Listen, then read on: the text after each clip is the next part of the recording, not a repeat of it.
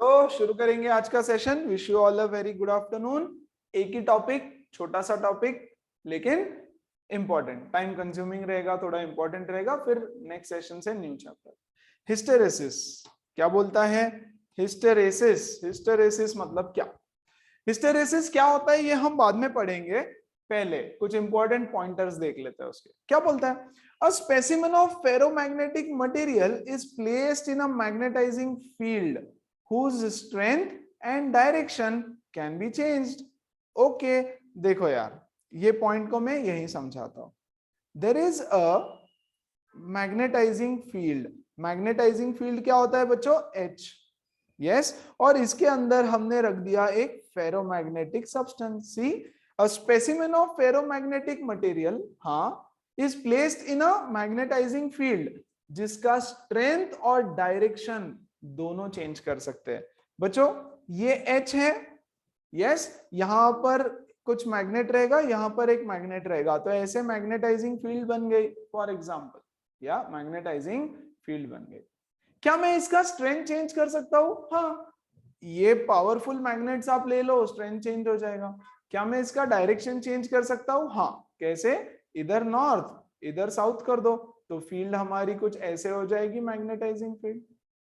Yes, तो ऐसी field है जिसका मैं डायरेक्शन भी चेंज कर सकता हूं और स्ट्रेंथ भी चेंज कर सकता हूं। ऐसे जगह पर एक फेरोमैग्नेटिक मटेरियल रख दिया।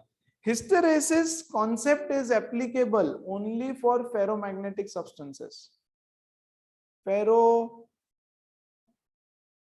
मैग्नेटिक मटेरियल के लिए एप्लीकेबल है, ना ही डायमैग्नेटिक, ना ही paramagnetic. Okay, suppose that the specimen is unmagnetised initially, मतलब initially I is equal to 0 है, कुछ भी नहीं है, ये मटेरियल है अभी, ये मटेरियल बस ऐसे पड़ा हुआ है। मतलब इसमें जो सारे डाइपोल्स है बच्चों, ये मटेरियल है मेरा, इसके डाइपोल एक इधर, एक इधर, एक ऊपर, एक नीचे, एक टेढ़ा, एक मेढ़ा, कोई इधर कोई उधर, है ना। मतलब I इज इक्वल टू 0 है, अभी कंप्लीटली अनमैग्नेटाइज्ड है। When the magnetising field H is increased, अब ना यहां पर मैं मैग्नेटाइजिंग फील्ड H लगा दूंगा। कौन सी वाली फील्ड? जिसका डायरेक्शन और स्ट्रेंथ दोनों चेंज कर सकते हैं। स्टेप बाय स्टेप कहानी पढ़ रहे हैं हम, क्या स्टेप्स फॉलो कर रहे हैं। तो पहले एक फेरोमैग्नेटिक सब्सटेंस लिया, ठीक है, उसमें डाइपोल्स अलाइन नहीं थे। ओके, फिर हमने H की वैल्यू इंक्रीज करना चालू किया, ये जो फील्ड है ना,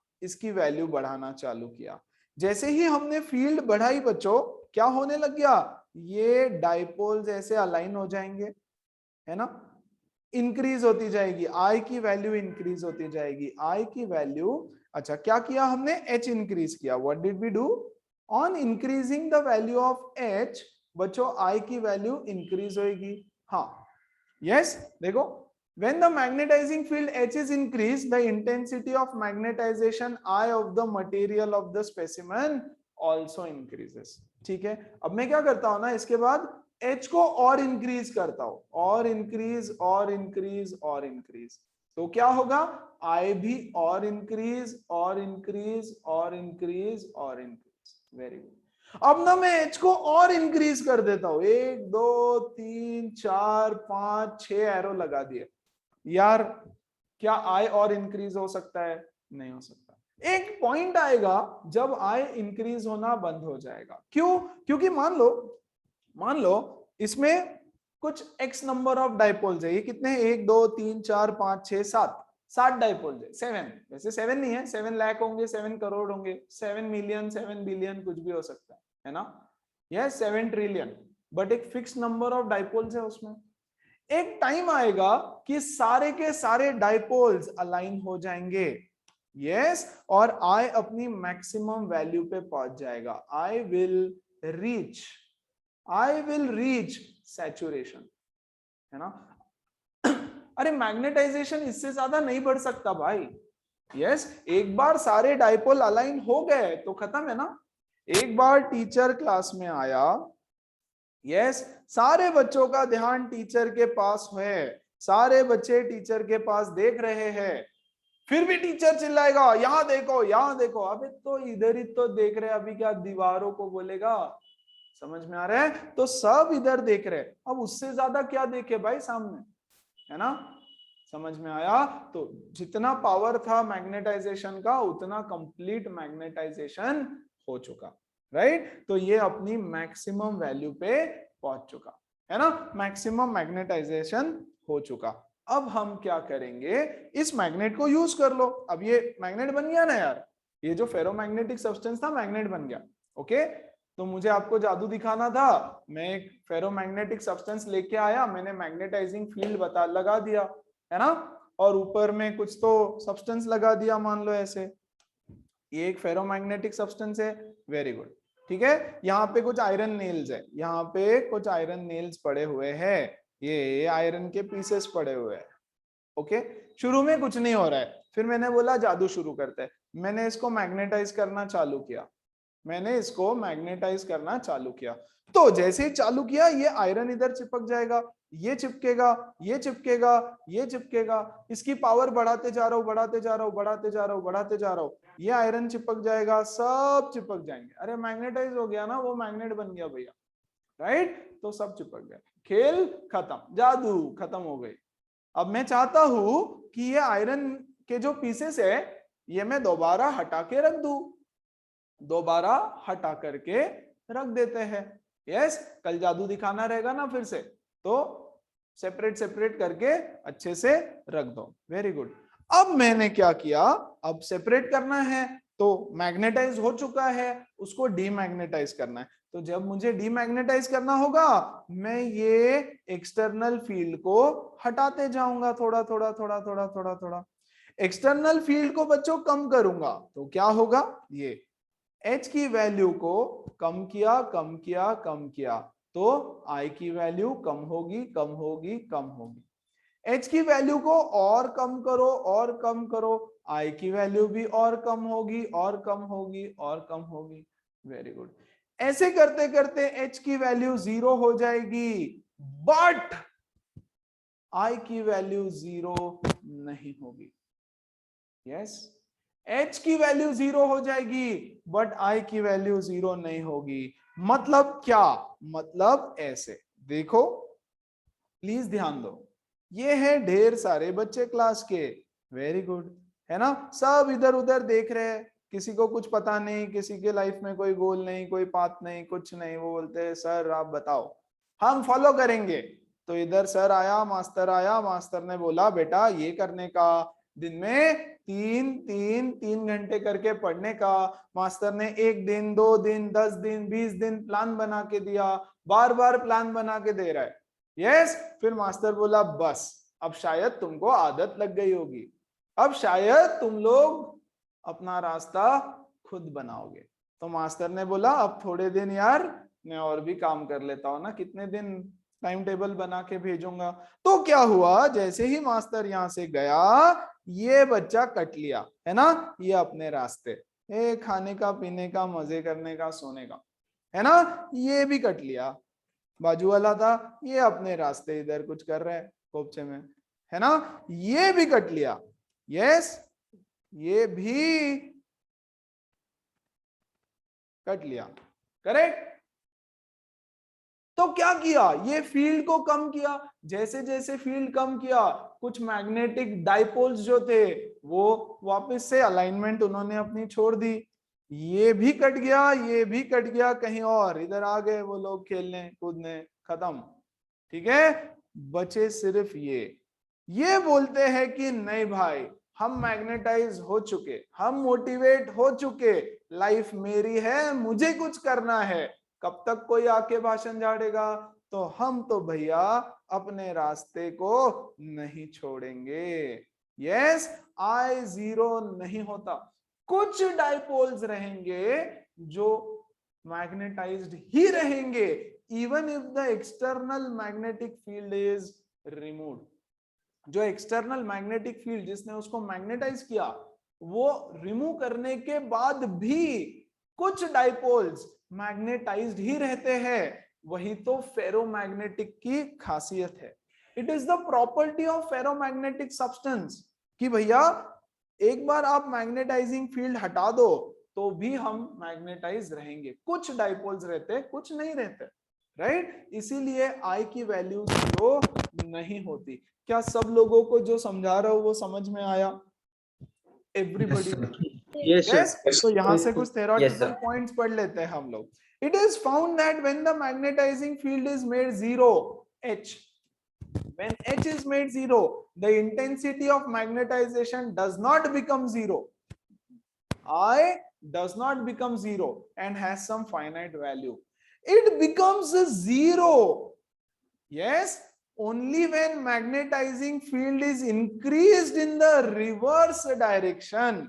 अब ये जो 2-3 बच्चे यहाँ बचे थे बेचारे, जिनको अपना रास्ता मिल चुका था, है ना, मान लो ये 3 बच्चों को अपना रास्ता मोटिवेशन से, पढ़ाई से, सब कुछ करके मिल चुका। यस, अब इनको भी भटकाना होगा। यस, तो इनको भटकाने के लिए एक्सटर्नल एजेंट्स आएंगे, जैसे वीडियो गेम्स आ गया, टीवी आ गया, दोस्त आएगा, ये इसको बोलेगा क्या बे, क्या असुर है, क्या पढ़ाई करने का, कौन पढ़ाई करता है, किसका भला हुआ है पढ़ाई करके, है ना। तो मैंने जो सब दिमाग में भर रखा है पढ़ाई क्यों करने का, क्या होने वाला है, ये क्या कर रहा है, ये उसको पूरा रिवर्स कर रहा है ना। तो ये भी, हाँ यार क्या ही तो होता है, सब लोग तो कर रहे हैं, कर लूंगा भाई कुछ ना कुछ। इसका भी ब्रेन वॉश किया, है ना, इस बेचारे का भी ब्रेन वॉश किया। अरे इसने किया या इसने किया, कोई भी कर सकता है ना, जो भी है भाई, जिसने भी किया, राइट। तो क्या किया, रिवर्स, जो तुमको सिखा रहा हूं मैं उसका पूरा उल्टा सिखा के रख दिया। तो रिवर्स डायरेक्शन में एक मैग्नेटिक फील्ड लगा दी, है ना, जिसकी वजह से ये जो बेचारे ऐसे अलाइन हो रखे थे, यस, ये फिर से अपना पाथ खो चुके और कुछ ऐसा हो चुका, राइट। तो अगर आपको I को 0 करना है तो आपको H को रिवर्स करना पड़ेगा। जो मैग्नेटाइजिंग फील्ड लगा चुके हैं उसको पूरा रिवर्स। सी, इट बिकम्स 0, मतलब I becomes 0 only when the magnetizing field is increased in the reverse direction. Negative, उल्टा। हमने क्या बोला स्टार्टिंग में कि हमने उसको ऐसे मैग्नेटिक फील्ड में रखा है भैया जहां पे उसका डायरेक्शन चेंज कर सकते हैं। कैसे डायरेक्शन चेंज करेंगे, अरे पोल्स चेंज कर दो यार, हो जाएगा ना। मैग्नेटाइजिंग फील्ड का डायरेक्शन चेंज करना कोई बहुत बड़ी बात नहीं है, करंट से जनरेट हुआ है, करंट का डायरेक्शन रिवर्स करो, right. And this is called as hysteresis. खैर, this is also not called as hysteresis. Hysteresis क्या है बताऊं, है ना। तो अगर आपको पूरा के पूरा उसको डीमैग्नेटाइज करना है, 100% डीमैग्नेटाइज करना है, तो सिर्फ फील्ड को 0 करके नहीं चलेगा, फील्ड को रिवर्स करना पड़ता है, राइट। वेरी गुड, आ जाओ। The relationship between I and H in ferromagnetic substance is not linear and is quite complex. देखो, पैरामैग्नेटिक सब्सटेंस के लिए H was directly proportional to I. H और I के बीच में एक डायरेक्ट रिलेशनशिप था, direct proportionality. क्या फॉर्मूला था हमारा, I is equal to zeta H होता है ना, I is equal to zeta H। तो हम बोलते हैं I is directly proportional to H। Directly proportional to H मतलब इसका क्या, लीनियर ग्राफ बनता है, ऐसा ऐसा लीनियर। किसके लिए, पैरामैग्नेटिक सब्सटेंस, है ना। बट यहां पर ऐसा नहीं है। यस, आप बोलोगे सर हो तो रहा है, देखो मतलब क्या, मतलब H बड़ा I बड़ा, ठीक है, H बड़ा I बड़ा, ठीक है, लेकिन डायरेक्ट प्रोपोर्शनलिटी नहीं है। हाँ, एक बढ़ रहा है दूसरा बढ़ रहा है, बट जरूरी थोड़ी है सेम क्वांटिटी से बढ़े। डायरेक्ट प्रोपोर्शनलिटी में ये कांस्टेंट होना चाहिए। क्या कांस्टेंट होना चाहिए, 8th स्टैंडर्ड में सीखा होगा, H1 upon H2 should be, sorry, H1 upon I1, H1 upon I1 should be equal to H2 upon I2। ये बढ़ रहा है, ये बढ़ रहा है, राइट, लेकिन इनका रेशो सेम नहीं है, दोनों बढ़ रहे हैं। तो डायरेक्ट प्रोपोर्शनलिटी सीधा सीधा नहीं, एक घट रहा है दूसरा घट रहा है, तो भैया फिर ये 0 हुआ तो ये भी तो 0 होना चाहिए था। घट रहा है वो, लेकिन जब ये 0 होता है तो वो 0 नहीं होता, इसलिए हमने बोल दिया कि भैया क्वाइट कॉम्प्लेक्स रिलेशनशिप है। In order to study this relation, let us take a ferromagnetic substance through a cycle of magnetization. क्या होता है साइकिल ऑफ मैग्नेटाइजेशन? आ जाओ यहाँ पे, प्लीज ध्यान दो। अब यहाँ से थोड़ा हिस्टेरेसिस चालू होगा प्रॉपरली, है ना? परफेक्ट। हम क्या करने वाले हैं, हम एक सब्सटेंस लेंगे ferromagnetic. Step one, take a ferromagnetic substance. Initially जो सब्सटेंस है उसमें कोई मैग्नेटाइजेशन नहीं है। ओके, स्टेप वन लिखू क्या? स्टेप्स लिखू। टेक अ डीमैग्नेटाइज्ड फेरोमैग्नेटिक सब्सटेंस, है ना? मतलब क्या, इसका I 0 है बच्चों, इसका I 0 है। ठीक है, तो इसमें ये इधर इधर इधर इधर इधर इधर, है ना? कोई ऊपर कोई इधर, चल रहा है उनका उनका कहानी, अपने अपने लाइफ में सब बिजी है। और यहाँ पे कोई एक्सटर्नल फील्ड भी तो नहीं है। यस, तो ऐसा सब्सटेंस लिया फेरोमैग्नेटिक, कोई एक्सटर्नल फील्ड नहीं है, कुछ नहीं है, कुछ नहीं है, कुछ नहीं है। स्टेप नंबर 2, अब क्या कर रहे हैं हम, H की वैल्यू बढ़ा दो। अब एक एक्सटर्नल मैग्नेटाइजिंग फील्ड लगाओ।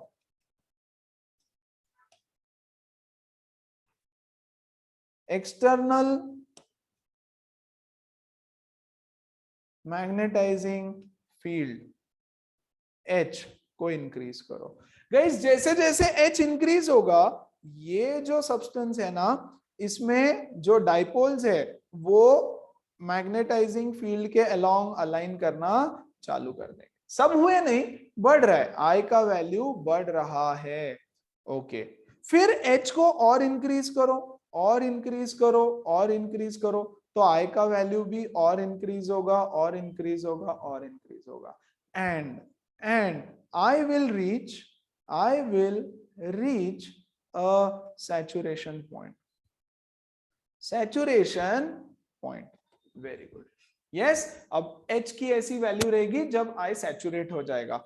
अब बनाना है मुझे इसका ग्राफ। तो बच्चों, इसका ग्राफ बनेगा कुछ इस तरह से।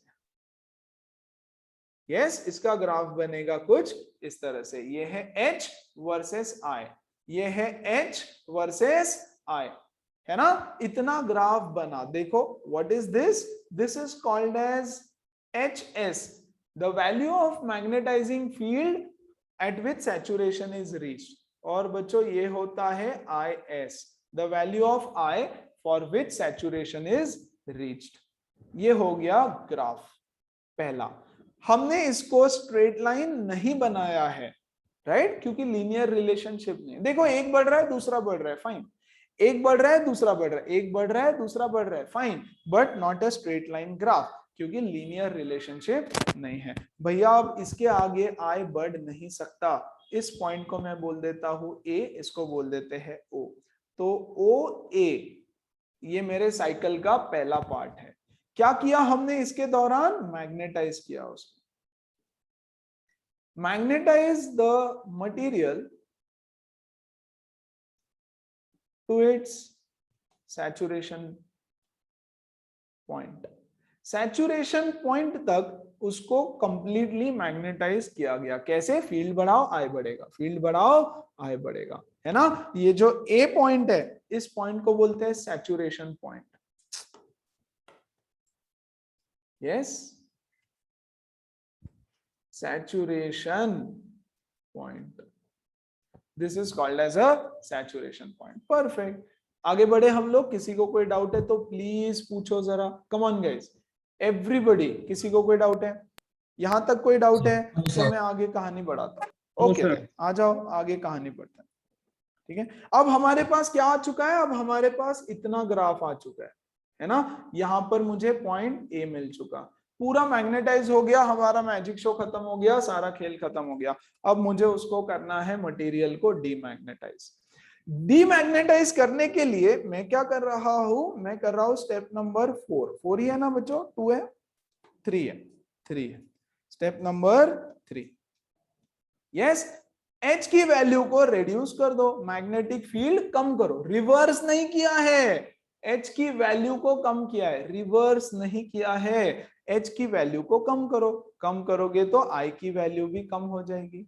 H की वैल्यू और कम करो और कम करो, I की वैल्यू भी और कम हो जाएगी और कम हो जाएगी, I की वैल्यू भी और कम और कम और कम। यस, 3 करता हूं, इधर इधर 2 तो इधर 1 करता हूं। कब तक करना है? जब तक H 0 नहीं हो जाता। जब H 0 हो जाता है, ऐसे ऑब्जर्व किया गया कि I is not equal to 0, है ना, तो एक डिक्रीज हो रहा है तो दूसरा डिक्रीज हो रहा है, लेकिन लीनियर रिलेशनशिप नहीं है।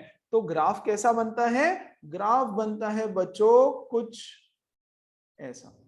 ओके, हल्का फुल्का मेरा ग्राफ गंदा हो सकता है, मैं कोशिश करूंगा एकदम परफेक्ट बनाने की। ओके, ऐसा। Have a look, have a look here. ये देखो, ये रेड्यूस हुआ, देखो ना, दोनों रेड्यूस हो रहा है, दोनों भी रेड्यूस हो रहा है। ठीक है, H की वैल्यू कम हो रही है, देखो ग्राफ इधर आ रहा है पीछे की तरफ।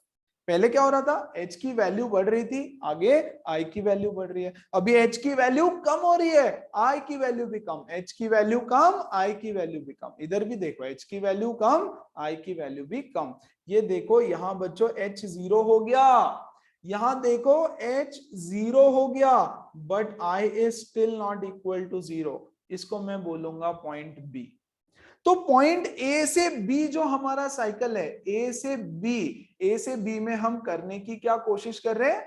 डीमैग्नेटाइज।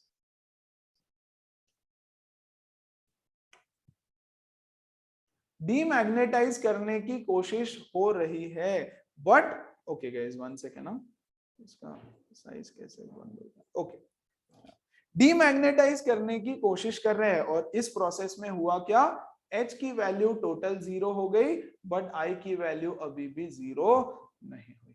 अब अगर हमको I को कम करना है तो मैं स्टेप 4 यहीं पे लिख रहा हूं, स्टेप 4 यहीं पे लिख रहा हूं। अब रिवर्स H कर दो, reverse the direction of magnetic field H। जब आप H की वैल्यू रिवर्स करोगे तभी I और रेड्यूस होता है। तो क्या होगा? तो I और रेड्यूस होगा और रेड्यूस होगा। ठीक है, और रिवर्सिंग पावर बढ़ा दो। Yes, reversing power of H को आप इंक्रीज करते जाओ तो बच्चों I की वैल्यू और रेड्यूस होते जाएगी। यस, तो देखो मैं इस ग्राफ को बना रहा हूं ऐसे, है ना, ध्यान से क्या किया देखो, H को नेगेटिव हो गया ना, H नेगेटिव हो गया, अभी रिवर्स हो गया H रिवर्स हो गया, उसको हम नेगेटिव कर रहे, तो ये ऐसा ग्राफ आता है। ठीक है, एक कर्व में कैसे अच्छे से आता है, तो I am drawing it like a curve.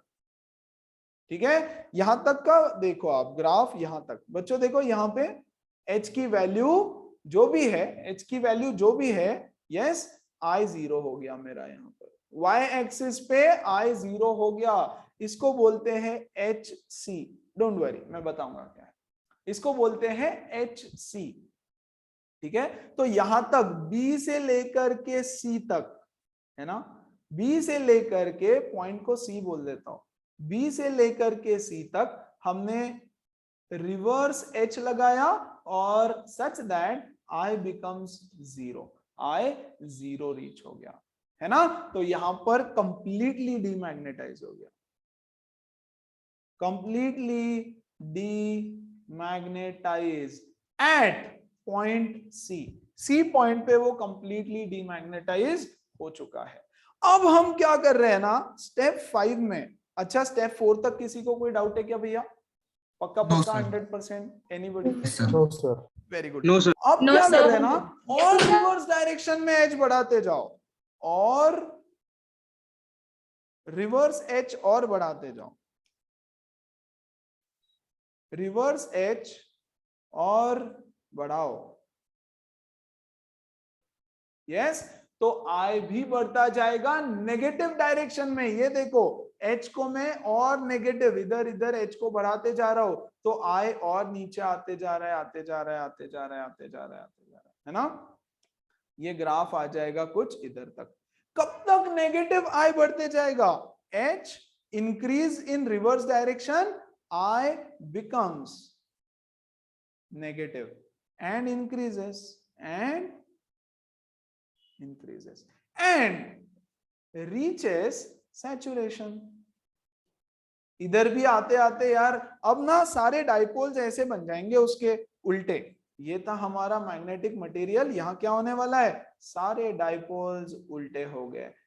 Yes, सारे डाइपोल्स इधर अलाइन हो चुके हैं और उसका सैचुरेशन पॉइंट पहुंच चुका है HS नेगेटिव, और यहां पे I saturation negative, negative saturation point पहुंच चुका है। ठीक है, और वो सब्सटेंस दोबारा से मैग्नेटाइज हो चुका है। तो ABC, इस पॉइंट को मैं D बोल देता हूं। तो बच्चों C से D क्या हो चुका, रिवर्स मैग्नेटाइजेशन। रिवर्स मैग्नेटाइजेशन नहीं, फिर से मैग्नेटाइजेशन हुआ ऐसे बोलते हैं उसको। ठीक है, फिर से C से D तक वो मैग्नेट नहीं, वो फेरोमैग्नेटिक सब्सटेंस मैग्नेटाइज हो चुका है अब। लेकिन इस बार उसका पोलैरिटी उल्टा हो गया, ऐसे समझ लो आप, इस बार उसका पोलैरिटी उल्टा हो गया। स्टेप नंबर 5, अब फिर से वो मैग्नेट हो चुका, अब फिर से आप जादू दिखा सकते हो, लेकिन जादू उल्टी दिखेगी। मतलब अगर पहले पहले पहले आयरन नेल्स यहां जाकर चिपक रहे होंगे, यस, तो उसके बाद या दूसरा मैग्नेट ले लो, दूसरा मैग्नेट यहां जाकर चिपक रहा होगा, तो इस बार ही यहां पर जाकर चिपकेगा, फॉर एग्जाम्पल, करेक्ट। तो उसका मैग्नेटिज्म रिवर्स हो चुका है और अब वो मैग्नेटिक बन गया है। अब मैं चाहता हूं जादू को खत्म किया जाए, तो इसको फिर से डीमैग्नेटाइज करना पड़ेगा। डीमैग्नेटाइज करना है तो भैया फिर से रिवर्स डायरेक्शन में मैग्नेटिक फील्ड लगाना पड़ेगा। क्या सबको समझ में आ रहा है क्या कर रहे हैं हम लोग? तो हमने यस क्या सर। किया, रिपीट नहीं करूंगा इसलिए अभी रिपीट कर रहा हूं बार बार। देखो, पहले हम यहां से यहां गए, what did we do everybody, we have magnetized it। कहां तक, सैचुरेशन वैल्यू तक। किससे, कैसे, इधर की तरफ मैग्नेटिक फील्ड लगा करके। वेरी गुड, इसको हमने बोला पॉइंट ए और ये हो चुका है मैग्नेटाइज। फिर हमने बोला कि हमको डीमैग्नेटाइज करना है, तो मैं H को रेड्यूस करते गया, यस, बट H जीरो हो गया, लेकिन भैया मेरा I जीरो नहीं हुआ। I को जीरो करना था तो मैं इसको और रेड्यूस करता गया बट रिवर्स डायरेक्शन, या इंक्रीज करता गया रिवर्स डायरेक्शन में। ये देखो I जीरो हो गया, लेकिन H जीरो नहीं हुआ, तो हमने बोला और रेड्यूस कर दो। एक पॉइंट आएगा जब H जीरो हो जाएगा, यहां देखो H जीरो नहीं, I जीरो हो जाएगा।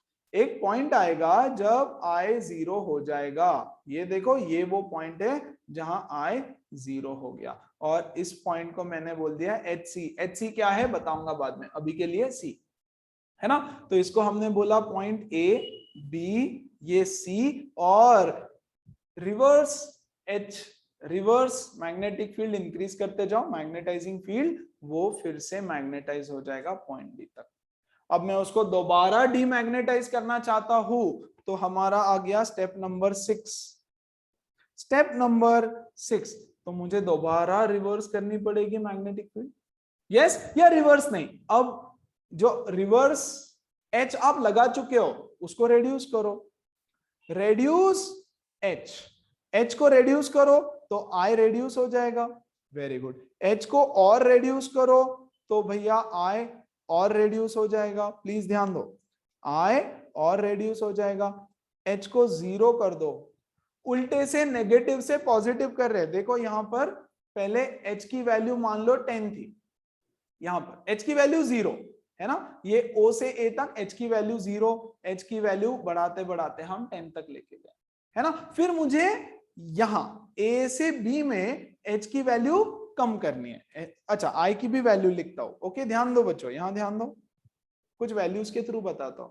शुरू में H 0 था, I 0 था, H को मैंने 5 कर दिया, I 2 हो गया, H को मैंने 10 कर दिया, I 8 हो गया। बस अब H को आप 12 भी कर दोगे तो I 8 से ज्यादा नहीं बढ़ेगा। तो A वो पॉइंट है जहां ऐसा हो चुका है। वेरी गुड, अब मैं H को रेड्यूस करता हूं, मैं H को 8 कर देता हूं तो I 7.5 हो जाएगा।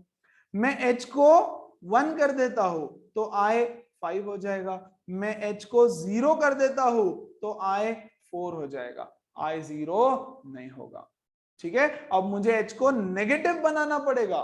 तो ये कहानी कहां से कहां तक हो चुकी, ये कहानी हो चुकी बच्चों 0 से ए से बी तक। क्या सबको 0 से ए से बी तक की कहानी समझ आई? आगे बढ़ू मैं फटाफट बच्चों, पक्का? Done everyone? Okay yes sir. ठीक है। अब मैं h को कर रहा हूं -5 तो I हो जाएगा 3। h को कर रहा हूं मैं -8 तो I हो जाएगा 1। h को कर रहा हूं मैं मान लो -10 तो I हो जाएगा 0। तो ये h देखो -10 हो गया। माइनस मतलब क्या? रिवर्स, सिर्फ मैग्नीट्यूड तो ठीक है, और I 0 हो गया। फिर मैं h को नेगेटिव में और बढ़ाते जाऊंगा, 15 और ये मैंने कर दिया 20, ये I हो गया 5, I हो गया रिवर्स डायरेक्शन में -5 -8, ऐसे है ना। I नेगेटिव हो गया ना, देखो लेकिन उसका मैग्नीट्यूड तो बढ़ रहा है ना भाई। आप मैग्नीट्यूड पे ध्यान दो, मैग्नेटाइजेशन का मैग्नीट्यूड है, डायरेक्शन तो सिर्फ रिवर्स बताता है और कुछ नहीं। Very good. तो ये कहानी कहां से कहां तक हो गई? ये कहानी यस सी से लेकर के डी तक। अब क्या करना है? डी के आगे मैं h को कर रहा हूं फिर से -15, मैं h को कर रहा हूं फिर से -5 और मैं h को कर दूंगा धीरे धीरे 0।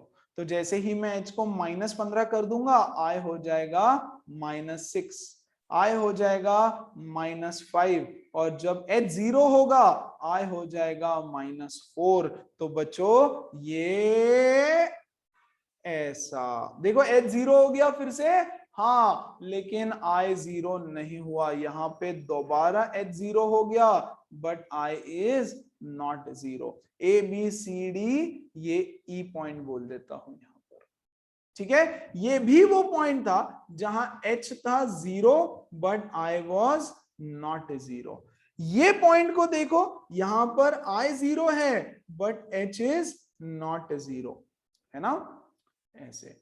अब हम दोबारा नॉर्मल सीधे डायरेक्शन में उसको मैग्नेटाइज करने की कोशिश करते हैं, सीधे डायरेक्शन में फिर से उसको मैग्नेटाइज करने की कोशिश।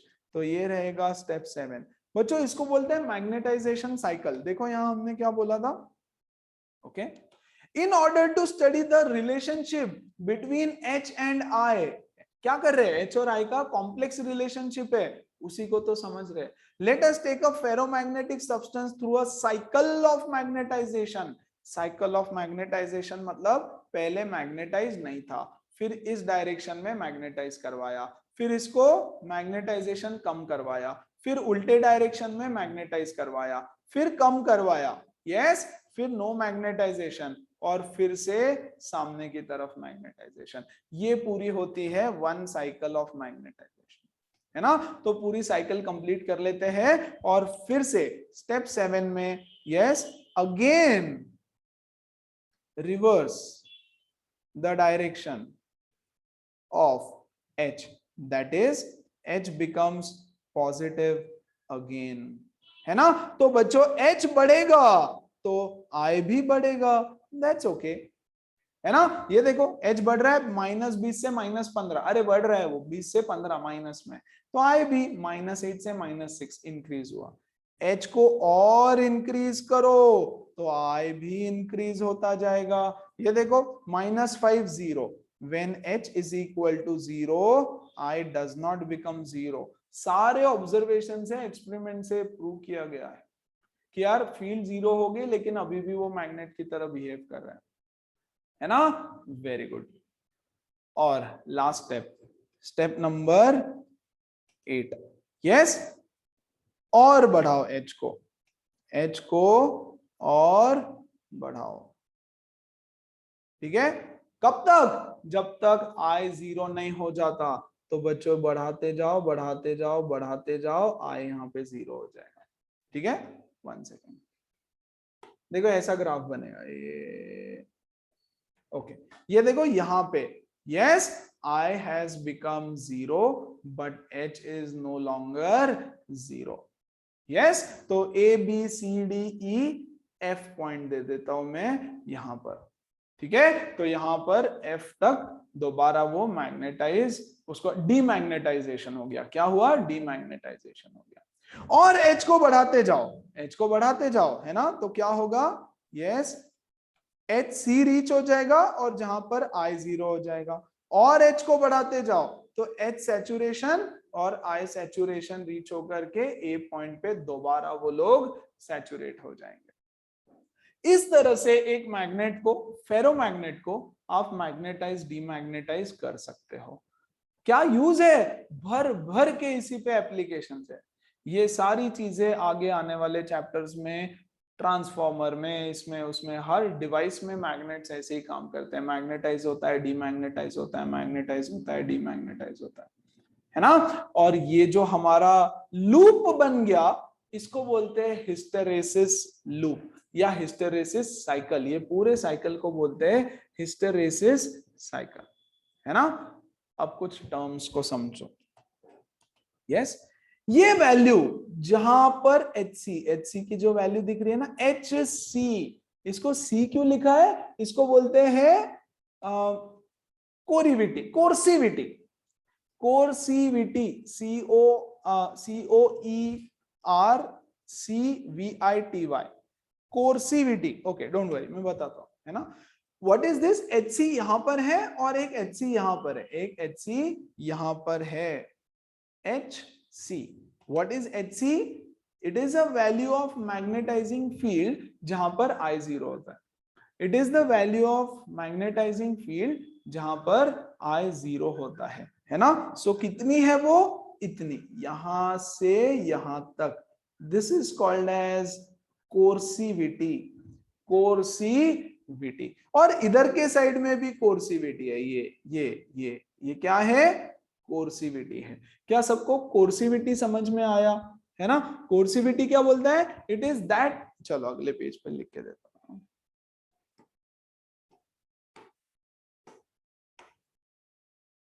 COERCIVITY,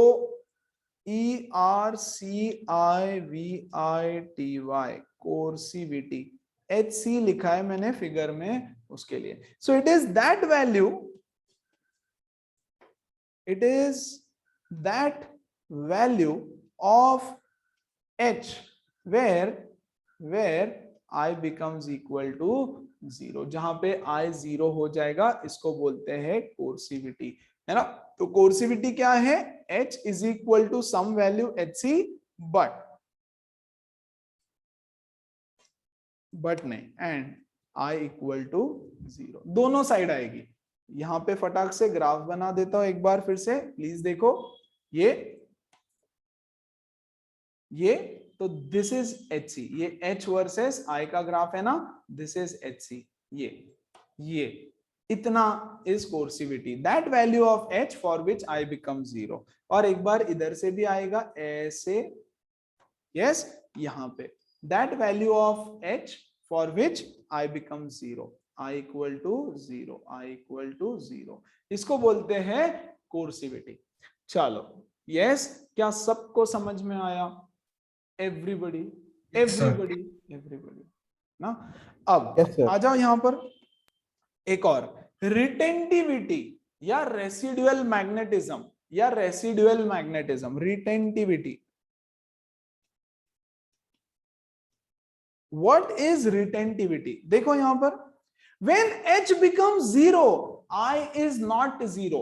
ये जो वैल्यू है ना I की, वो उसने रिटेन करके रखी है। मैं इस ग्राफ को खराब नहीं करूंगा, ओके, मैं यहां बताता हूं। देखो, ये वो वैल्यू है I की, I is not equal to 0 but H is 0, मतलब it has retained some magnetism even when there is no H। H नहीं है, उसके बावजूद उसने कुछ मैग्नेटिज्म रिटेन करके रखा हुआ है, इसलिए इसको बोलते हैं रिटेंटिविटी। नीचे की तरफ भी आएगा बच्चों, I is not equal to 0 but H becomes 0, so this is retentivity, है ना। तो ये जो वर्टिकल, सॉरी, ये जो वर्टिकल वैल्यूज है ना, दिस इज रिटेंटिविटी। कितना मैग्नेटिज्म उसने रिटेन करके रखा है, क्या बोलता है ये? कितना वैल्यू ऑफ I है when H is equal to 0। जब H 0 हो चुका है तो I की जो वैल्यू है उसको बोलते हैं रिटेंटिविटी। और रेसिडुअल मैग्नेटिज्म, है ना। जो बच गया, रेसिड्यूअल मतलब क्या, रेसिड्यू बोलते हैं ना हम लोग। What is residue? Residue means जो बच गया, जो बच गया है उसको बोलते हैं रेसिड्यू। तो that is called as residual magnetism. जब कोई एक्सटर्नल फील्ड नहीं है फिर भी जितना मैग्नेटिज्म बच गया है, that is called as residual magnetism. तो रिटेंटिविटी या फिर रेसिडुअल मैग्नेटिज्म ये है, ये ओके। और HC कोर्सिविटी इज दिस। इस लूप को, ये जो लूप दिख रहा है ना एक, अरे क्लोज लूप है ना, ऐसा ऐसा एक क्लोज लूप है, इसको बोलते हैं हिस्टेरेसिस लूप।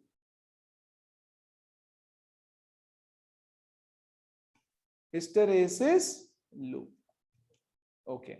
तो हिस्टेरेसिस क्या है? What is hysteresis?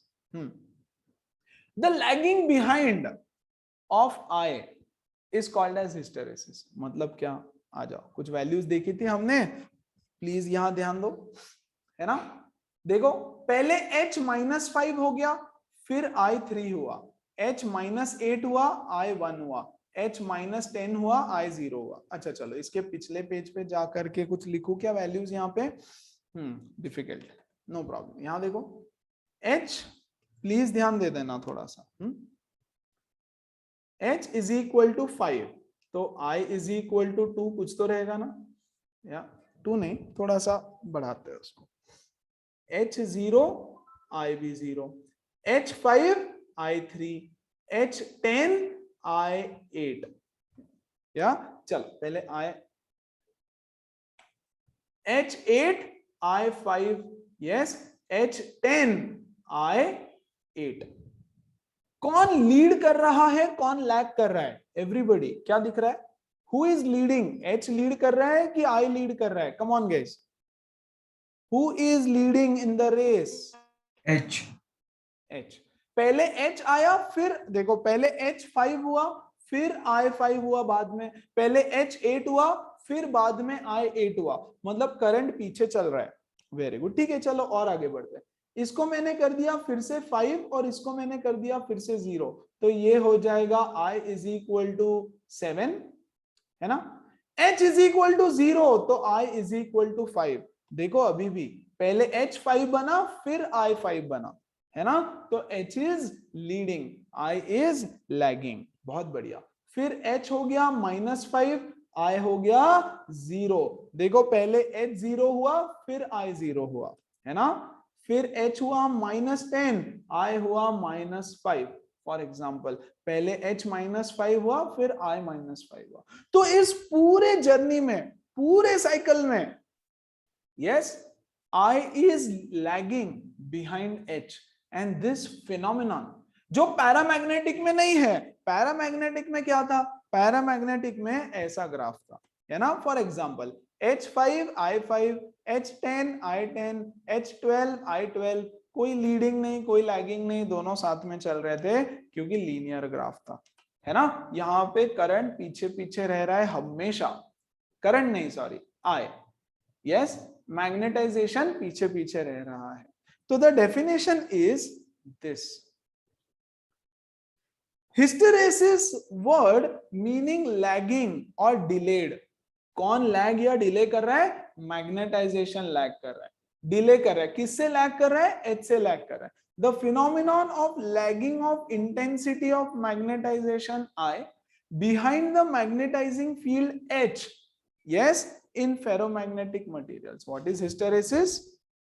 It is the phenomenon of lagging of I behind H only in ferromagnetic material, क्योंकि पैरामैग्नेटिक में तो भैया ये एप्लीकेबल नहीं है। And this is called as hysteresis. Hysteresis is the phenomenon.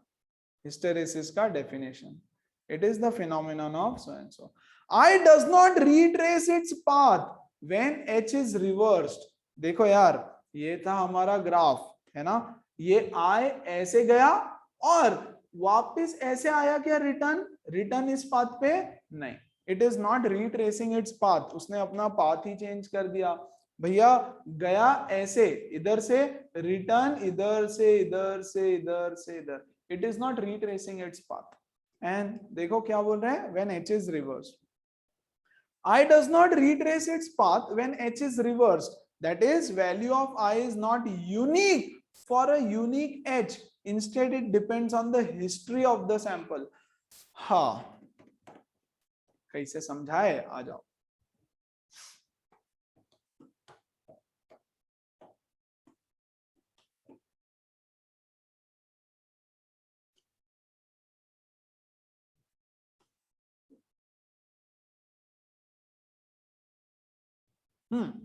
ऐसा कुछ लूप बना, है ना? देखो, take this value of h. h की ये वैल्यू ले लो आप, h की ये वैल्यू ले लो. यहाँ पे i की कितनी वैल्यू मिलती है?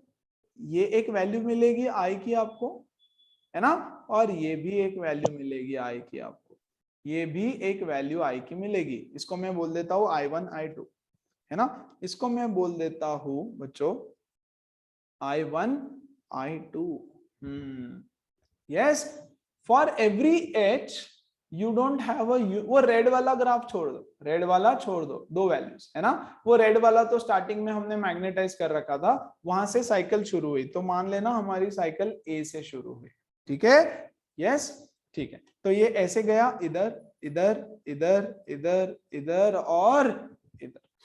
जब ये ऐसे जा रहा है, for every value of h you have to values of i, है ना?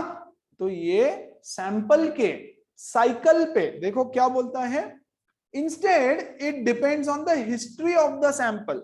सैंपल का हिस्ट्री क्या है, मतलब क्या वो मैग्नेटाइज एक बार हो चुका है, नहीं हुआ है, क्या है? जैसे यहां पर क्या हो रहा है, इस वैल्यू पे h की जो i2 वैल्यू है, यहां पर वो डीमैग्नेटाइज हो रहा है, और इस वैल्यू पे बच्चों देखो वो मैग्नेटाइज हो रहा है. अच्छा, आप h की एक और वैल्यू ले लो, ये वैल्यू ले लो h की. देखो यहाँ पे i की दो वैल्यूज मिलेगी, एक ये i3 और एक ये i4. क्या हो रहा है भैया, क्या हो रहा है? देखो यहाँ पर वो हो रहा है डीमैग्नेटाइज, है ना? i3 पे वो डीमैग्नेटाइज हो रहा है, धीरे धीरे धीरे धीरे मैग्नेटाइजेशन कम हो रहा है. और यहाँ पर ये इधर से यहाँ पर जाते जाते व्हाट इज हैपनिंग बच्चों, अगेन डीमैग्नेटाइजेशन हो रहा है, डीमैग्नेटाइजेशन हो रहा है. तो h की हर वैल्यू पे डिपेंड करेगा कि क्या वो मैग्नेटाइज हो रहा है, डीमैग्नेटाइज हो रहा है. लूप के बाहर, लूप के अंदर, ओके, लूप के बाहर लेता हूं, लूप के बाहर एक वैल्यू लेता हूं h की. यहां देखो, यहां वो हो रहा है मैग्नेटाइज, यहां वो हो रहा है डीमैग्नेटाइज, है ना? एक और लूप के अंदर ले लेता हूं मैं, एक और लूप के अंदर वैल्यू लेता हूं. यहां देखो, ओके, यहां आ जाओ ऊपर, ऊपर में वो हो रहा है डीमैग्नेटाइज, नीचे में वो हो रहा है मैग्नेटाइज, है ना? तो कभी मैग्नेटाइज हो रहा है, कभी डीमैग्नेटाइज हो रहा है. सब डिपेंड करेगा कि अभी अभी क्या हुआ है, इसके पहले हिस्ट्री में क्या हुआ है. हिस्ट्री में जब h की ये वैल्यू आई थी, यस, तो क्या तब मैग्नेटाइज हुआ था या डीमैग्नेटाइज हुआ था? मैग्नेटाइज हुआ रहेगा तो डीमैग्नेटाइज कब होगा, राइट? तो h की एक वैल्यू के लिए i की यूनिक वैल्यू आपको नहीं मिलती, ये है इस पॉइंट का मतलब. i does not retrace its path when reversed, that is value of I is not unique for a given value of h. ये इसका पूरी तरह से मीनिंग था. यहां तक के एक बार पहले तो आप गो थ्रू करो पूरे ग्राफ को, है ना? सारे स्टेप्स गो थ्रू करो और फिर मुझे बताओ यहां तक के किसी को कोई डाउट है क्या. देखो, area of the IH loop, yes, ए नहीं, is directly proportional to the energy lost per cycle per unit volume. Area of IH loop is directly proportional to the energy lost per cycle per unit volume. इसका क्या मतलब हुआ?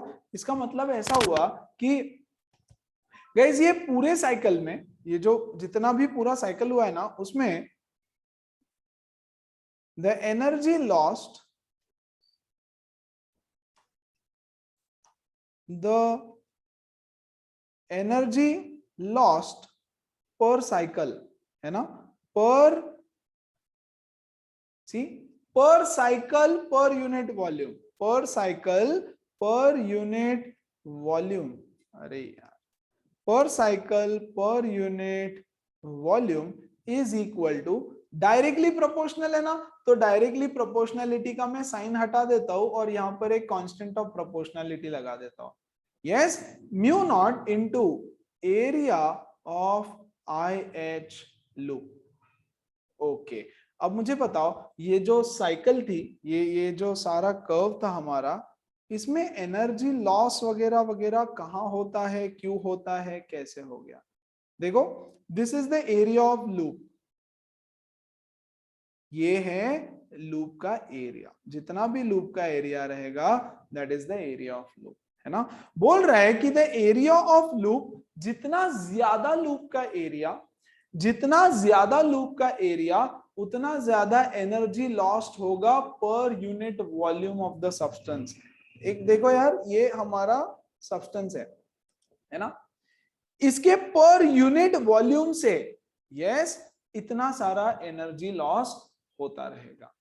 Yes, मतलब अब energy का loss तो हो रहा है, कैसे हो रहा है, कहां हो रहा है, इन व्हाट फॉर्म हो रहा है. यस, देखो यार, आपने क्या किया, मैग्नेटाइजिंग फील्ड लगाई. पहले शुरू की जो मैग्नेटाइजिंग फील्ड थी ना, वो पूरी उसको मैग्नेटाइज करने में जा रही थी, राइट. देखो, सिंपल कहानी लेते हैं, ये प्योर फ्रेश नए नए बच्चे मेरे पास आए, है ना, अच्छे बच्चे, इनके पर नहीं फूटे अभी तक, है ना, 10 से अभी निकले, अच्छे बच्चे है बेचारे, पर नहीं फूटे, है ना, सिंग नहीं निकले उनको अभी, फाइन, तो कोई टेंशन नहीं है. यहाँ पे मैंने लगा दिया फील्ड और इनको बोला चलो ऐसा ऐसा है, तो खुश, अच्छा चलो इजी, है ना, बहुत ज्यादा एनर्जी लॉस नहीं हो रहा है. अब अगर कोई आकर के उल्टा पूरा कुछ सिखाए, है ना, और उसके बाद अगर ये गिर जाए, है ना, देखो फ्रेश बच्चे को थोड़ा सिखाना काफी आसान है, ये ना भाई, ये अपना सीख के आया है बहुत, है ना, कि कुछ भी बोलो तो ये तो बकवास करता है, ये वो, है ना, वो खुद का सीख के आया है, राइट. अब ये जितनी भी मैं फील्ड वापस दोबारा लगा दूं, ऐसे मान लो बहुत एनर्जी लॉस होने वाली है मेरी, क्योंकि मेरा एच ना इतना काम नहीं करने वाला. यस, इसको पहले उठाओ, राइट, इसका ब्रेन वॉश करो, यस, इसको समझाओ, नहीं भाई तेरे को जिस किसी ने जो कुछ बोला है ना, तेरे सीनियर्स ने, वो सब बकवास है, तू पढ़ाई कर, ठीक है, सब बकवास है, उससे ना हो पाया इसलिए तुमको बोल रहा है कि ना हो पाएगा. तो there is huge loss of energy in the entire cycle to magnetize and demagnetize it. देखो, मटेरियल गर्म होगा तो हीट के फॉर्म में बहुत सारा एनर्जी लॉसेस होगा. यस, क्वांटम एनर्जी लॉस होगा बहुत सारा. क्वांटम एनर्जी लॉस क्या है, होता है प्रोटॉन इलेक्ट्रॉन का काइनेटिक एनर्जी वगैरह वगैरह. अरे इलेक्ट्रॉन अंदर घूम रहे हैं यार, इलेक्ट्रॉन परेशान है, अंदर क्वार्क्स का मोशन चालू है, स्पिन मोशन चालू है, सब लोग परेशान, सबको हमको अलाइन करना पड़े, तो उस प्रोसेस में बहुत सारा हीट एनर्जी लॉस होता है, क्वांटम एनर्जी लॉस होता है ना. तो ऐसे एनर्जी लॉस हो रहा है अगर हम उसको बार बार मैग्नेटाइज डीमैग्नेटाइज करते रहे. नॉट जस्ट दैट, एक कॉर्नर से दूसरे कॉर्नर लेके जाना है तो काफी सारा एनर्जी लॉस हो जाता है. तो ये क्या बोल रहा है कि एनर्जी तो लॉस हो रहा है. अब आपको समझ में आया होगा कि एनर्जी कैसे लॉस हो रहा है, कि यार ये डाइपोल पहले अलाइन था, है ना, फिर डिसअलाइन हो गया, फिर इसको दोबारा अलाइन कर रहे, तो उस प्रोसेस में there is lot of heat energy loss, है ना, क्योंकि अंदर सारे एटम्स एक दूसरे से भी इंटरैक्ट करते रहेंगे, ठीक है. तो एनर्जी लॉस तो होगा. जितना बड़ा इसका लूप बनेगा, जितना मोटा और थिक इसका लूप बनेगा, उतना ज्यादा एनर्जी लॉस होगा. As simple as that. ऐसे वो बोलना चाह रहा है कि जितना ज्यादा बड़ा लूप बनेगा उतना ज्यादा एनर्जी लॉस होता है, ठीक है. एक और चीज देखो जरा, a similar curve is obtained if we plot a graph between magnetic induction B and magnetizing field H. बच्चों, मैग्नेटिक इंडक्शन B क्या है, mu naught into H plus I. अभी हमने किसका ग्राफ बनाया, हमने H और I का ग्राफ बनाया. अगर ऐसा ही ग्राफ आप बनाओ B और H के बीच में, ये सब क्या होता है पिछले चैप्टर में पिछले सेशंस में सीख चुके. बी और एच के बीच में अगर आप ऐसा ग्राफ बनाओ तो ये देखो ऐसा ग्राफ बनेगा, कोई भी टेंशन नहीं है, राइट। यहाँ पे है एच, यहाँ पे है बी। आप अगर एच को 0 कर दो तो भी बी 0 नहीं हो रहा है। देखो यहाँ पे ये इनिशियली स्टार्ट किया, यस, सैचुरेट हो गया, बी की वैल्यू इससे ज्यादा नहीं बढ़ सकती, है ना। Very good. तो यहां पर कम किया एच को, लेकिन बी 0 नहीं होता। फिर ये कंटिन्यू होगा और एग्जैक्टली ऐसा लूप बनेगा, और यहां पर भी सेम सीन चलता रहेगा। b is equal to mu naught into H plus I. Yes, this is true, this relationship is true for a paramagnetic. ठीक है, ये हमने सीखा है ना, ये हमने ऑलरेडी ये फॉर्मूला सीख रखा है। पैरामैग्नेटिक और for a ferromagnetic, yes, this graph is true.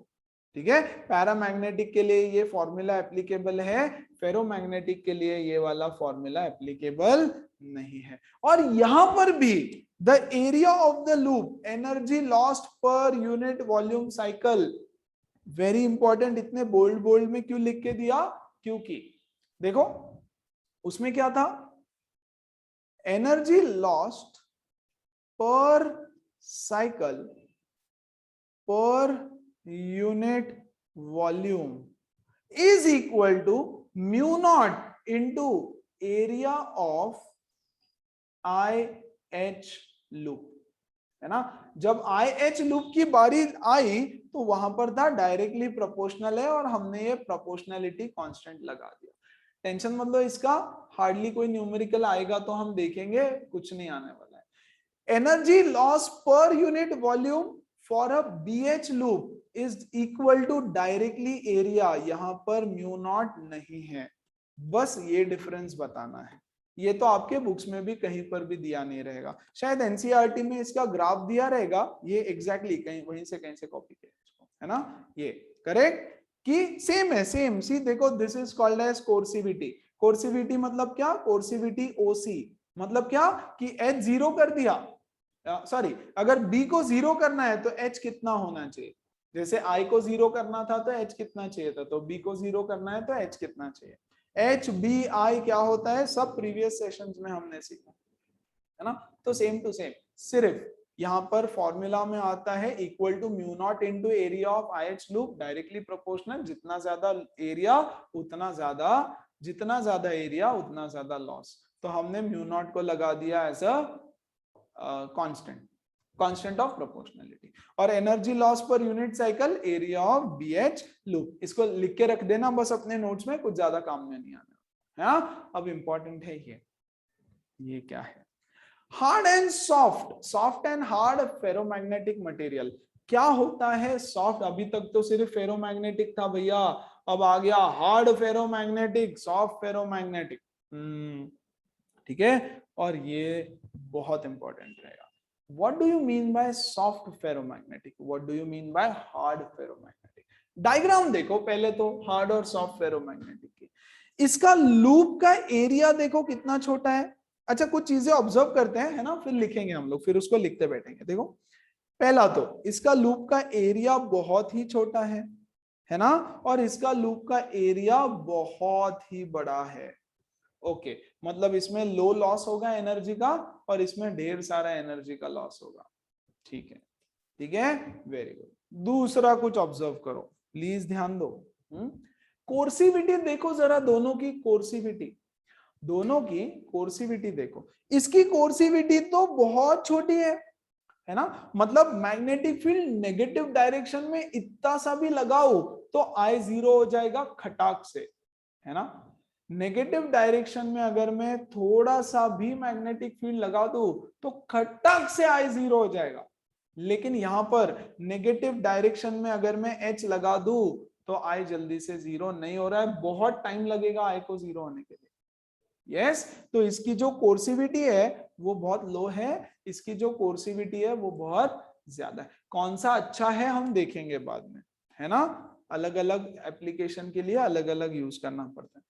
अच्छा, और देखो रेसिडुअल मैग्नेटिज्म किसका ज्यादा है, यस बच्चों देखो इसका रेसिडुअल मैग्नेटिज्म इतना है और इसका रेसिडुअल मैग्नेटिज्म इतना है, ऑफ कोर्स इसका ज्यादा है। ओके दिखने में शायद आपको इतना दिखाई नहीं दे रहा हो, but cut to cut same है ना, ये देखो एक ही लाइन में आ रहा है पूरा। Yes have a look. Okay yes अब तो ठीक है ना भैया, उसको मैंने थोड़ा देख करके सेम लाइन में प्लेस किया है, अलाइन किया है। ओके देखो यहां पर। ओके इसका रिटेंशन कितना हो गया, इतना। इसका रिटेंशन कितना हो गया, इतना।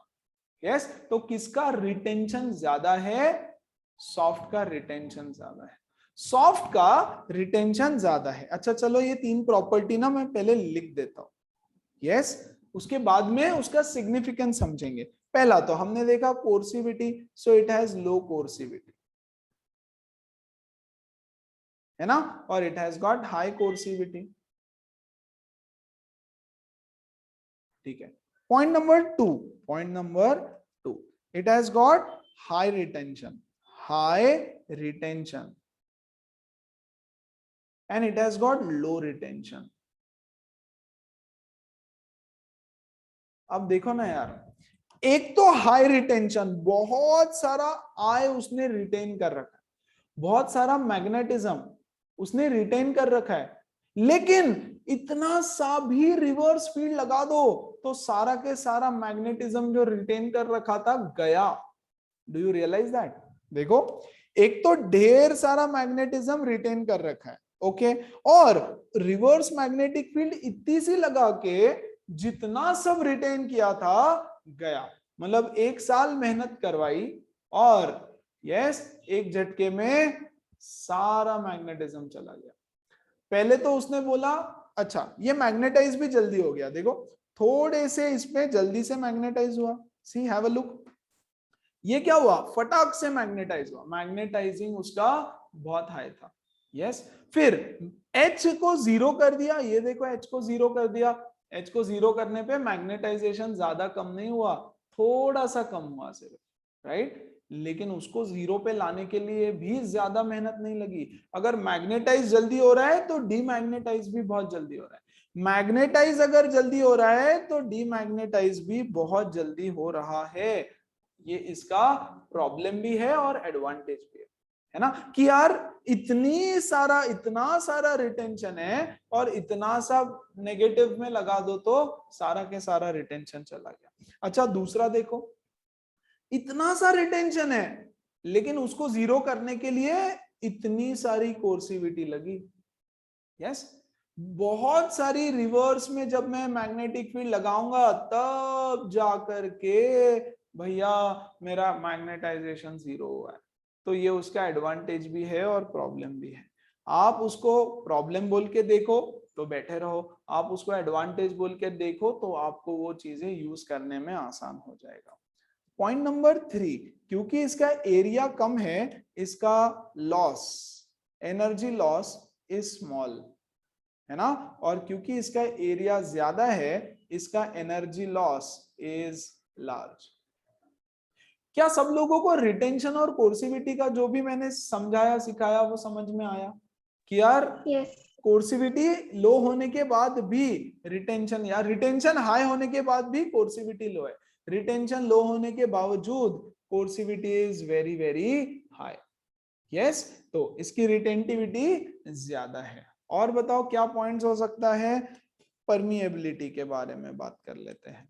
यस बच्चों किसका, अच्छा क्या होता है permeability, mu is equal to B by H, है ना, mu is equal to B by H.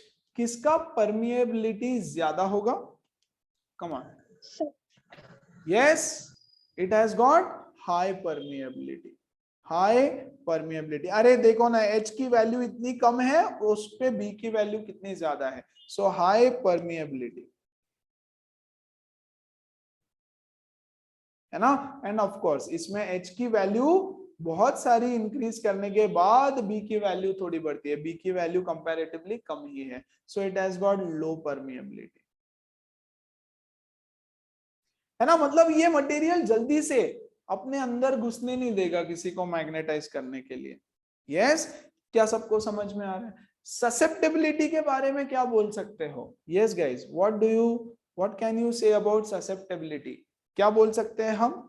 Mu r is equal to 1 plus zeta, mu r is equal to 1 plus zeta, ऐसा ही है ना फॉर्मूला हमारा गाइस? Yes, okay. तो susceptibility is equal to, yes, mu r minus 1, यहां पर भी susceptibility is equal to mu r minus 1।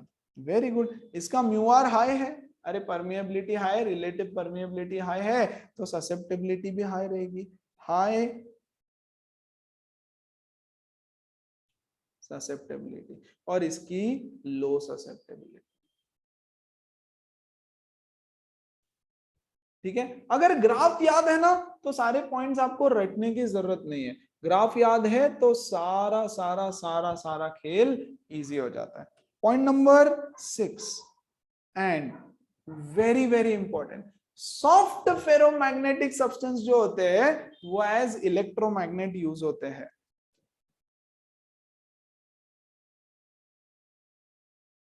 As electromagnet जल्दी से मैग्नेटाइज हो जाए, जल्दी से डीमैग्नेटाइज हो जाए, जल्दी से मैग्नेटाइज, जल्दी से डीमैग्नेटाइज, इलेक्ट्रोमैग्नेट है ना। करंट पास करो मैग्नेटाइज हो गया, रिवर्स डायरेक्शन में करंट पास करो डीमैग्नेटाइज हो गया। बच्चों ये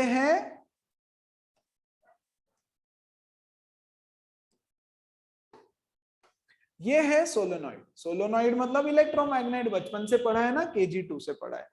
यस, क्या पढ़ा है? This is a electromagnet. आपने करंट ऐसे पास किया, यस, मान लो ऐसे, इधर मेरी तरफ ऐसे, यस, तो मैग्नेटाइजिंग फील्ड इधर हो गई। आप बोलोगे रिवर्स मैग्नेटाइजिंग कैसे करते हैं? ओके, तो ऐसी मैग्नेटिक फील्ड हो गई। Very good. करंट को बढ़ाते जाओ तो फील्ड H की वैल्यू बढ़ती जाएगी, बढ़ती जाएगी। नंबर ऑफ टर्न्स बढ़ा दो, करंट को और बढ़ाओ, H की वैल्यू बढ़ती जाएगी। बस अब इसके अंदर एक फेरोमैग्नेटिक सब्सटेंस है, वो पूरी तरह से मैग्नेटाइज हो चुका। अब I की वैल्यू कम करो, कम करो, कम करो, तो फील्ड कम होती जाएगी, कम होती जाएगी, कम होती जाएगी, है ना।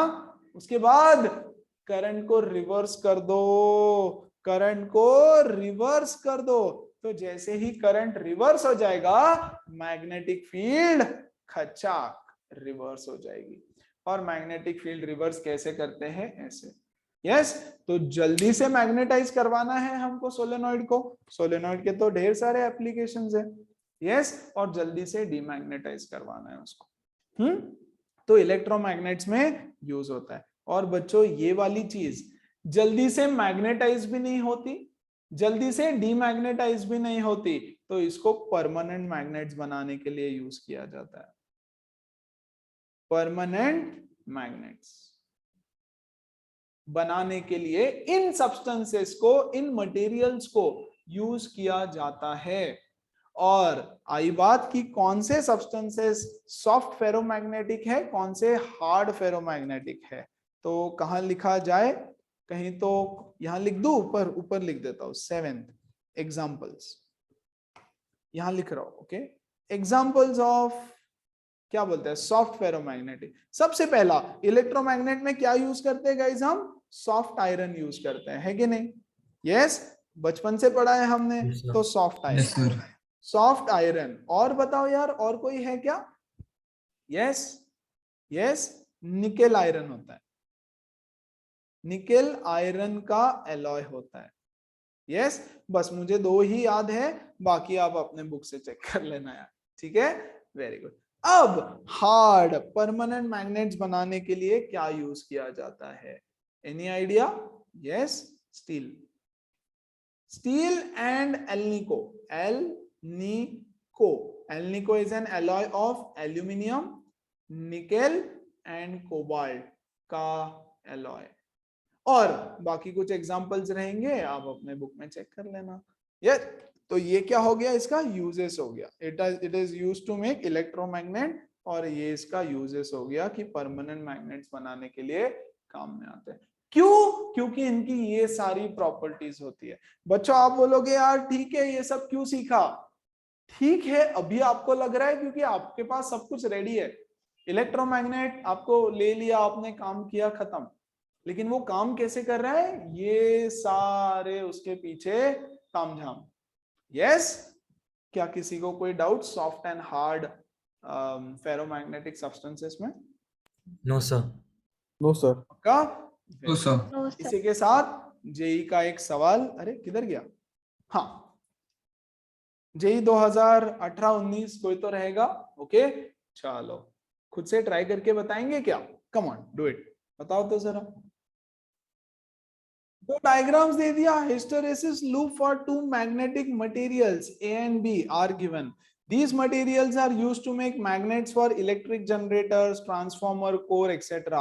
Then it is proper to use A for electric generators and transformers. भैया ये कौन सा है? हार्ड है ना, ये हार्ड का डायग्राम है और ये सॉफ्ट का। सॉफ्ट वो है जो खटाक से मैग्नेटाइज होगा, खटाक से डीमैग्नेटाइज होगा, खटाखट मैग्नेटाइज, खटाखट डीमैग्नेटाइज। यस, तो हमको ऐसा ही सब्सटेंस चाहिए होता है इलेक्ट्रोमैग्नेट के लिए भी और ट्रांसफॉर्मर्स में भी तो वही होता है यार। ट्रांसफॉर्मर्स अगले चैप्टर में डिटेल में सीखेंगे। So answer option D. JEE में आया हुआ सवाल है, एकदम घटिया लेवल का। चलो last question for today and end of this chapter, try. Look here, there is a bar magnet. A bar magnet has coercivity of this much. एक बार मैग्नेट है, उसका कोर्सिविटी दिया है, मतलब उसको I0 बनाने के लिए कितना H लगता है. It is desired to demagnetize it by inserting it in a solenoid. एक बार मैग्नेट है बच्चों, यस, इसको डीमैग्नेटाइज करना है, इसको डीमैग्नेटाइज करना है। बार मैग्नेट मैग्नेटाइज्ड है, उसको डीमैग्नेटाइज करना है। तो क्या करेंगे हम, इस बार मैग्नेट को सोलोनॉइड के अंदर डाल देंगे, सोलोनॉइड के अंदर डाल देंगे और मान लो यहाँ पे नॉर्थ पोल बना है, यहाँ पे साउथ पोल बना है, तो रिवर्स मैग्नेटिक फील्ड लगाएंगे, मतलब करंट को ऐसे पास करेंगे कि इसकी मैग्नेटिक फील्ड के ऑपोजिट में मैग्नेटिक फील्ड लग जाए। सोलोनॉइड का लेंथ है 12 centimetre, number of turns is 60। What current should be sent through the solenoid? Solenoid में से कितना करंट पास किया जाए कि ये डीमैग्नेटाइज हो जाए। और बच्चों करंट ऐसे पास करना पड़ेगा कि मैग्नेटिक फील्ड, इसकी जो मैग्नेटिक फील्ड होगी, मान लो इसके डाइपोल्स ऐसे है, तो आपको मैग्नेटिक फील्ड ऐसे लगानी पड़ेगी, तो करंट उस डायरेक्शन में डालना पड़ेगा। वो छोड़ दो, हमको उससे कोई लेना देना नहीं है, है ना। क्या फॉर्मूला है हमारे पास? हमारे पास फॉर्मूला है H is equal to Ni for a solenoid. पिछले चैप्टर में, पिछले सेशंस में हमने देखा है H is equal to Ni is the formula for a solenoid. Very good. H is equal to N क्या होता है? Number of N upon per L. unit length, है ना, number of turns per unit length. Okay, यहां से मुझे क्या मिलेगा? I is equal to, अरे रे रे, I is equal to H into L divided by N. खत्म हो गया। H कितना है? 4 into 10 raised to 3, L is 0.12 है ना, 12 सेंटीमीटर, और नंबर ऑफ टर्न्स इज 60। जो भी आंसर आएगा वो आपका आंसर है। ये 1 से, ये 15 से, ये हो जाएगा 1200, सही है क्या? 1200 ना, 8 एम्पियर आ रहा है। 15, यस 80 आ गया मेरा, तो क्या गड़बड़ किया मैंने? यस 1 2 3, ओ ये 120 है, सॉरी सर, 120 है, 120, अरे 10 रेज़ टू 3 ना, 1 2 3, 120 by 15, 120 upon 15 is equal to 8 ampere. तो आपका आंसर होगा, अरे आपका आंसर होगा 8 एम्पियर। और यहाँ पर होता है ये चैप्टर कंप्लीटली फिनिश।